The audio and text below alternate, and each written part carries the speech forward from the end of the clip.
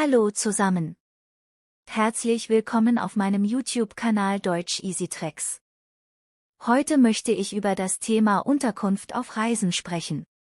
Mein Vortrag wird aus folgenden Teilen bestehen.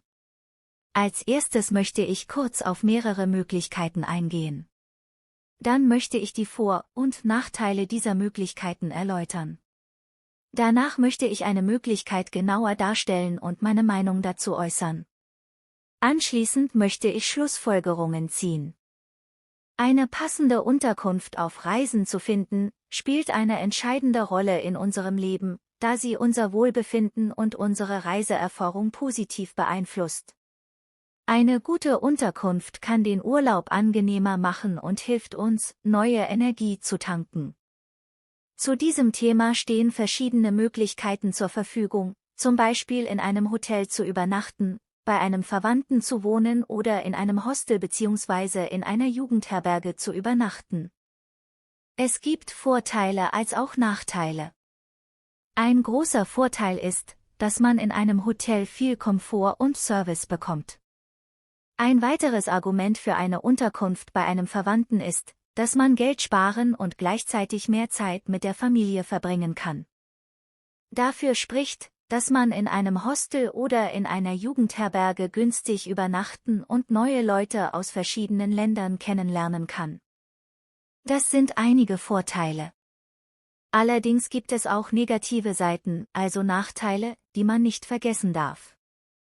Ein großer Nachteil ist, dass ein Hotel oft teuer ist, besonders in der Hochsaison. Dagegen spricht, dass man bei einem Verwandten weniger Privatsphäre haben kann. Ein weiteres Argument gegen ein Hostel oder eine Jugendherberge ist, dass man das Zimmer meistens mit anderen Personen teilen muss und es manchmal laut sein kann. Das sind einige Nachteile. Nun möchte ich eine Möglichkeit genauer beschreiben, nämlich in einem Hostel oder in einer Jugendherberge zu übernachten. Ich habe Erfahrung damit, weil ich während meiner Reise in einer Jugendherberge gewohnt habe.